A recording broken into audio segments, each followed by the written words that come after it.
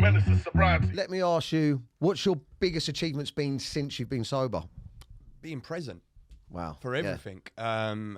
Kids, my son's birthday, my father's funeral. Was you sober at your father's funeral? At the funeral, I made sure I was I tell you, this is how bad my addiction was. So I was like months sober before my dad died, and my dad killed himself, and I found my father. And the second I cut my dad down, I give him CPR and stuff like that. The minute I said goodbye to my dad, straight away that addiction come in, and that day I run the second I cut my dad down, I give him CPR, I give him a cuddle and kiss and said goodbye, run out the house and run a drug dealer. Oh That's my God. the only thing that could have stopped me wanting to kill yourself. Mm-hmm. Oh, Kirk, mate, I'm so sorry that happened to you, man. But yeah, I went on a big relapse. Then. But listen, I'm pretty sure your father, knowing you, he would have been like you said that time you thought he was outside honest, the window. He would have been like, just enjoy yourself for a bit, mate. It's been pretty hard. We've just found me dead. Go grab us ticket. You know what I mean? But no, being present now. Being present is the biggest thing that I've achieved, and I use it as a bit of a cliche now that it's coming up to Christmas and stuff like that. You know, it ain't about material things, buying people stuff, which I even thought was a life about. Being present is the best gift you can give someone, and you can't be present if you're on drugs, because even if you're out, you're not on gear and you're with your family, you ain't with your fucking family.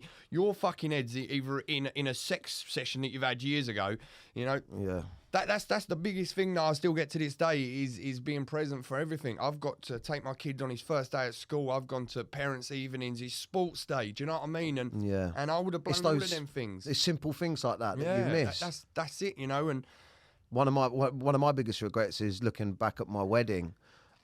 Just a short period of time I was drinking and everything else again, and looking back at my wedding, and you know, I wasn't on drugs, but I was so drunk at my wedding that there's a certain amount of it I can't remember. And looking at pictures of my daughters at my wedding, I think to myself, I can't remember spending any time with you. Yeah. At the well, wedding. that's what my life, to my downfall and good things. I can't remember the last 10 years of my life, but I can remember things that have been in the paper. I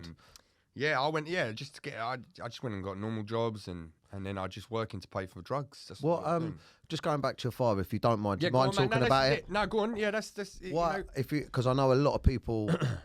This was period of time. This was during a period of time that we weren't talking to each other. Yes. For some reason, you just stopped responding to me. Drugs. Was it?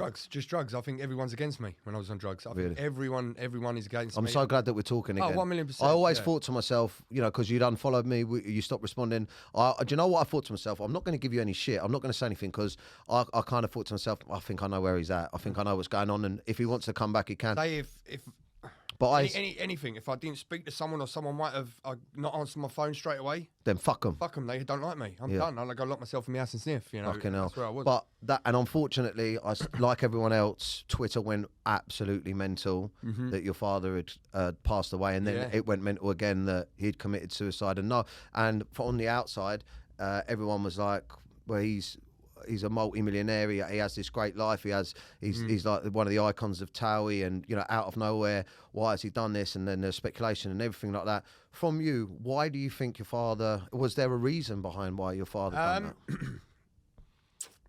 that?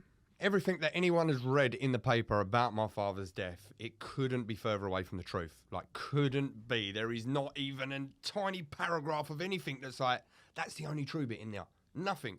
I think my dad just got fed up of trying.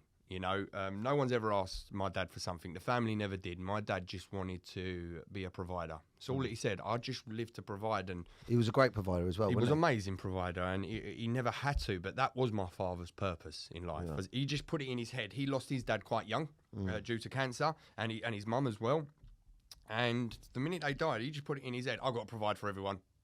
That's my journey in life. And obviously COVID happened, business deals didn't go right and stuff like that, you know. And if you take away a teeth from a lion don't want to be alive no more because he can't hunt, you know what I mean? Yeah. And it was just a mixture of everything with my father. I just think he'd had enough. He's had enough. And you know what? I don't want no one to kill themselves, but I respect my father's decision for what he done.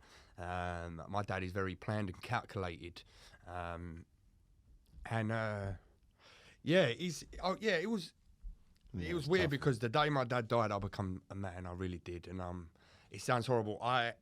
This would have had to have happened for me to become a man, but I'm upset that my dad didn't see that the man I've become today. Oh, but Kirk, that's mate, due to my dad going. I get that. But listen, I honestly think their tears of joy, mate, for yourself. Yeah, honestly, I'm so proud of myself. I'm so proud. Like I remember the minute my dad and you've died. got a son, haven't you? Yeah, I got a daughter and a son. Unfortunately, I don't get to see my daughter. Hopefully, when I'm older, she'll come and find me. I'm ready to be a dad to her whenever. I've got a son who's my world. I've literally every time I turn on Instagram, he's on there. He looks like he's just as cheeky as you as well. He is. He's gonna be an handful, but hopefully I can guide him in the right way and help him whatever he wants to do. But I moved out of Essex.